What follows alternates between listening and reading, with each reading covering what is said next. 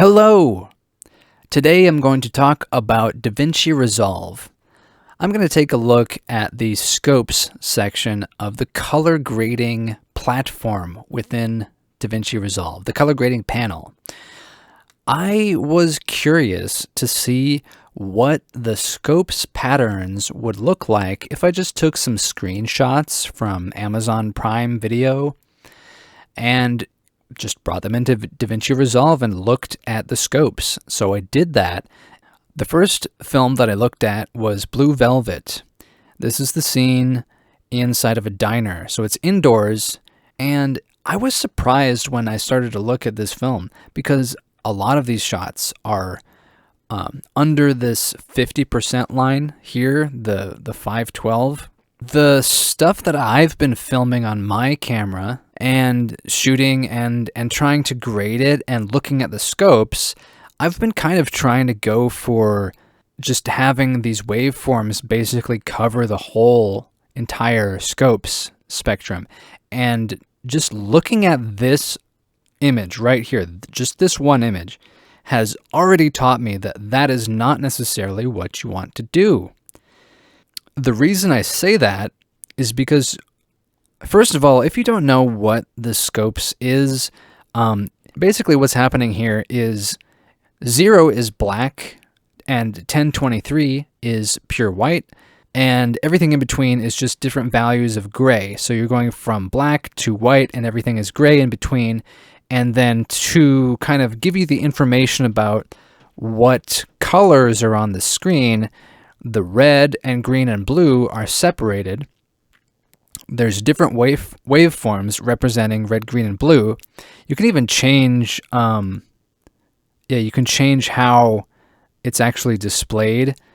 But I just like to use it like this because it makes the most sense to me to see everything. Because this is just like a graph that displays the information that you can see in the image.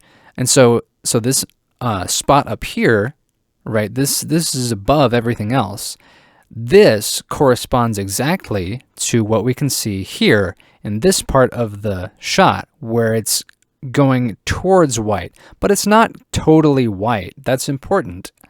You can see it's pretty close to white. It looks white, right, in the screen here, but actually pure white would be hitting the top here. So let's change this and actually try to make it pure white. So if I turn up the gain, that's pure white. Okay, and if I go back, that's what we see when we watch this on Amazon Prime. It might be different if we could, take this screenshot from the original film somehow, like scan it in. I'm sure it would be a little bit different, but this is the best I can do with limited tools.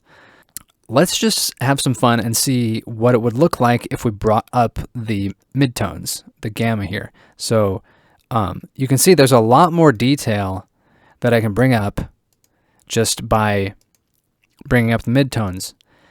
That's not the purpose of this shot, right? Like when you're watching this, you can barely see any detail in Kyle MacLachlan's shirt and barely any detail in his hair because he's got black hair. But there's actually some detail contained in this digital image. Isn't that interesting? I think we're going to learn why this is happening this way. Why is this shot so dark? Well, it's indoors, okay? And so an indoor shot should be darker than an outdoor shot. So it's brighter outside. So when we go outside during the day, the shots should be brighter. So let's try to find that shot. So this shot looks very similar. You can see both of these shots, most of the information is below 50%. So this is outside now, and you can see there is a tad bit more highlights, and there's a tad bit more brightness overall. Look at Laura Dern's expression.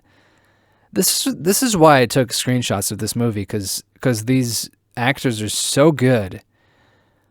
Oh my God! Like I feel like I'm right in the movie right now. I'm like watching the movie, and it's just a still image.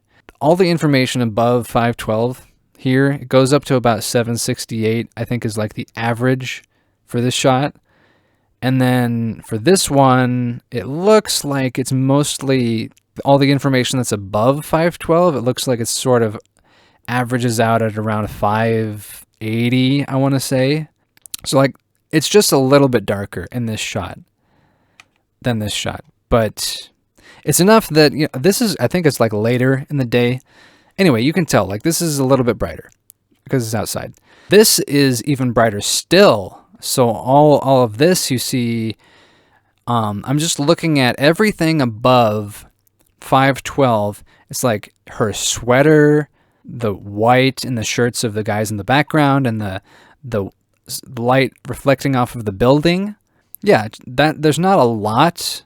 This is a dark movie, guys. It's a very dark movie. The brightest shots in the movie are the ones that we're looking at, really. This is Laura Dern's first appearance in the movie. This shot, I was watching this movie. I was just going to watch Blue Velvet, and I ended up not watching Blue Velvet and starting this little project. This is what inspired me to start this project, this scene right here, because I was like thinking about color grading. I was thinking about all the stuff that I've taken with my new camera and color grading it, being kind of unsatisfied with it, and just thinking about that and watching this movie and thinking, God, this looks amazing. This shot of Laura Dern and the concern on her face and just the glow, the warm glow of her, you know, presence in this shot. And I was like, what would this look like if I brought it into Davinci Resolve? So this is what I did. And holy crap, I was completely blown away. This is, I obviously I knew that like the background is almost totally black, but if you look at the scopes, Laura Dern in this shot is almost totally under the 50% line. There's no white in this shot. There isn't even any highlight in this shot. It's all like middle tone and below. It's all mid-tone and below. And so watch what happens if I take this and I color correct this. So let's take this to be brighter. Let's take it up. Look at that. This is not how it's supposed to look, right? This is, I'm doing a no-no right now. Clearly.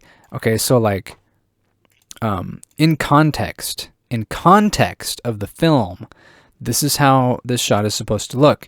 We're coming from almost complete blackness, almost total darkness. This part of the image is not totally black, but it's pretty close.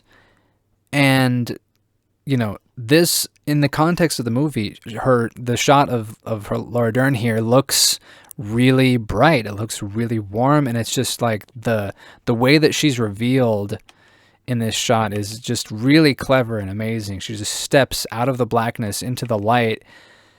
And it's just so inspiring and like kind of mystifying. But you can see, you know, this is a dark scene. So if I take it and I brighten it up, you know, this is what this shot might look like if you were going to take this image and make a meme out of it or something. Like you wanted to see more detail. You can see, I can actually see, look at her hair here. The strands of hairs. I can bring out the strands of hairs just by color correcting. But that's not what we wanted to see in this film. We didn't want to see everything in perfect scientific detail. Another reason why I'm doing this is because this is sort of subjective, right? You could do this a little bit, you know, bring it up a little bit, right? Like this isn't too much. Like watch this. So that's how it was in the film. You could stand this, right? This isn't too bad. It's not. It's a little bit more detail. It's just kind of up to you. It's your movie. I mean, this isn't your movie. This is David Lynch's movie. But when you're doing stuff like this, you can decide what this is supposed to be like, right? And so the reason why this is like this is because this is at night. This is at night, and the only light that's illuminating her is coming from a street light, presumably. That's what you perceive to be happening as the audience. The on set, they probably used some extra light to actually light this shot. I'm almost certain they did.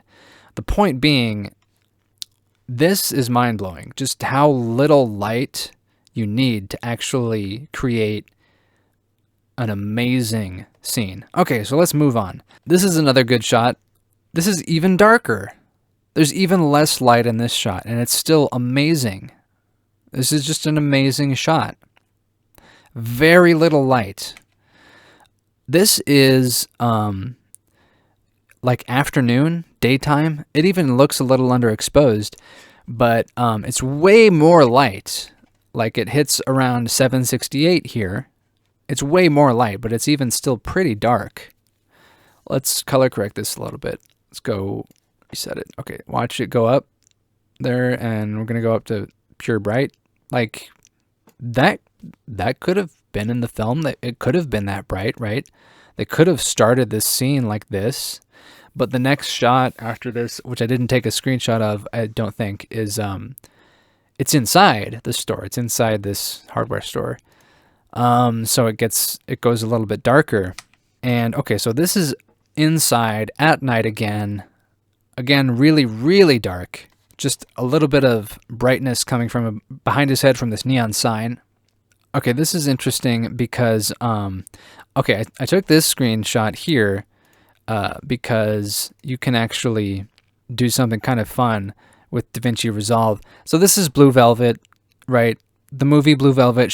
This is the part where she's singing the song Blue Velvet. You can actually take the gain down on the blue, which is what I'm doing right here. Whoops, went too far. And turn up the red gain. This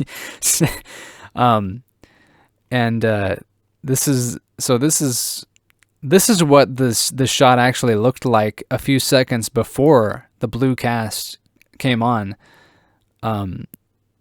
So like this is the original shot. This is the part of the movie where there's this blue cast over the whole stage. And they shot this movie with a blue light. I think maybe they altered the film or something, but they probably just used a blue light. But then it just so happens to be that you can take a digital image of this film and color correct it to take the blue out enough so that it actually looks like there's no blue light. Isn't that fun? I love that. Okay, so that's it for Blue Velvet. So I'm going to stop, and then I'm going to talk about Fitzcarraldo next.